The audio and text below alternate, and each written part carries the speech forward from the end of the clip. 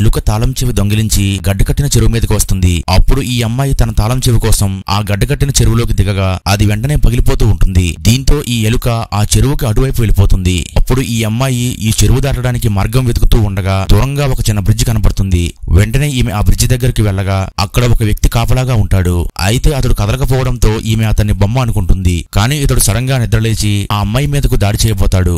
వెంటనే ఈ అమ్మాయి నేను యువరాణిని అని చెప్తుంది. దీంతో ఇతడు నమస్కరించి మీకు ఏం కావాలి అని అడుగుతాడు. అప్పుడు ఈ అమ్మాయి నేను ఈ బ్రిడ్జ్ దాటి అటువైపు ఉన్న అడవిని చూడాలి అని చెప్తుంది. వెంటనే ఈ వ్యక్తి యువరాణిని గుర్రంపై ఎక్కించుకుని ఆ మాయా అడవిలోకి తీసుకువెళ్తాడు. అప్పుడు ఈమె తాళం చెవి దొంగలించిన ఆ ఎలుకను చూస్తుంది. వెంటనే గుర్రం దిగి ఆ ఎలుక దగ్గరికి పరిగెట్టుకుంటూ వెళ్తుంది. అయితే ఆ ఎలుక చెట్టు త్వరలో దూరేస్తుంది. అప్పుడు ఈ అమ్మాయి ఆ ఎలుక కోసం వెతుకుతూ ఉండగా ఒక పెద్దని ఎలుకల రాక్షసుడు అక్కడికి వస్తాడు. వెంటనే ఈ అమ్మాయిని పట్టుకుని తీసుకెళ్లిపోతూ ఉంటాడు. అయితే ఈమె వెతుకుతున్న ఎలుక కూడా ఇతడి మీదే ఉంటుంది. ఈ లోపు ఈ కుర్రాడు ఆ రాక్షసుడి మీద దాడి చేసి యువరాణిని కాపాడుతాడు.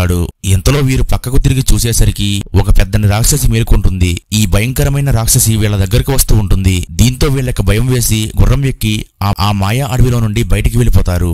మిగతా స్టోరీ కోసం వీడియోని లైక్ చేసి పార్ట్ 2 అని కామెంట్ చేయండి.